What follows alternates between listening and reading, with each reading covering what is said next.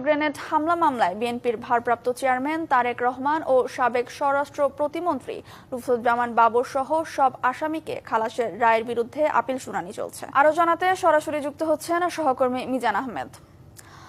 মিজান, কখন শুরু হয়েছে শুনানি এবং এখন পরিস্থিতি কি, আমাদের বিস্তারিত জানাবেন।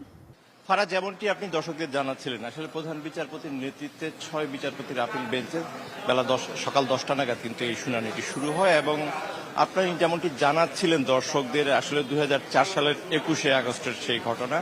আজকে কিন্তু 19 আগস্ট, অর্থাৎ দুদিন পরে কিন্তু সেই ভয়াবহ পৈশাচিক হামলার যে দিনটি, সেই দিনটি কিন্তু রয়েছে এবং সেক্ষেত্রে বলা যায় যে গত 21 বছরও কিন্তু এই মামলাটির নিষ্পত্তি হয়নি। অর্থাৎ দেশের বিচারিক ইতিহাসে মামলার যে দীর্ঘসূত্রিতার বিষয়টি আলোচনা হয়, সেক্ষেত্রে একটি উজ্জ্বল দৃষ্টান্ত হতে পারে 21শে আগস্ট গ্রেনেড হামলা মামলা।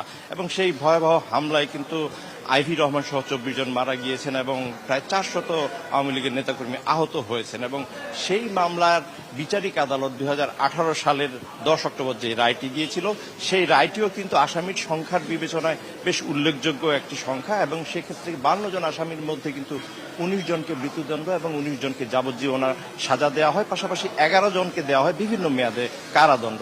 তবে গত 2 দশকের বেশি সময় ধরে এই মামলাটি কিন্তু রাজনৈতিক অঙ্গনেও বেশ আলোচিত মামলা এবং ত্রয়োদশ জাতীয় সংসদ নির্বাচনকে সামনে রেখে এই মামলাটি আবার নতুন করে কিন্তু আলোচনার জন্ম দিয়েছে। কারণ এই মামলায় কিন্তু একজন অ্যাকিউজড পার্সন হিসেবে রয়েছেন এবং যিনি কিন্তু আসামি হিসেবে বিচারিক আদালতে দণ্ডিত হয়েছিলেন বিএনপির ভারপ্রাপ্ত চেয়ারম্যান তারেক রহমান। এবং পরবর্তী সময়ে 1 ডিসেম্বর কিন্তু সব আসামিকে খালাস দিয়ে পুনরায় এই মামলার তদন্ত করার নির্দেশনা দিয়ে কিন্তু হাইকোর্ট সে রায়টি দেয়। আজকে 7 বিচারপতির আপিল পূর্ণাঙ্গ বেঞ্চে শুনানিটি হওয়ার কথা ছিল, যেহেতু বিচারপতি AK-M আসাদুজ্জামান বর্তমানে আপিল বিভাগে রয়েছেন এবং তার রায়ের বিরুদ্ধেই রাষ্ট্রপক্ষের আপিলের এই শুনানি, সেহেতু কিন্তু তিনি এই শুনানিতে থাকছেন না। তৃতীয় দিনের মতো রাষ্ট্রপক্ষে deputy attorney general barrister Abdullah Al Mahmud তিনি তার যুক্তিতর্ক উপস্থাপন করছেন এবং এই যুক্তিতর্ক শেষে হয়তো আবার কিন্তু আসামি পক্ষরা তাদের বক্তব্য উপস্থাপন করবে না। এবং আজকে প্রধান বিচারপতি জানিয়েছেন আগামীকাল এই মামলাটি শুনানি হবে। এই ছিল সবশেষ তথ্য।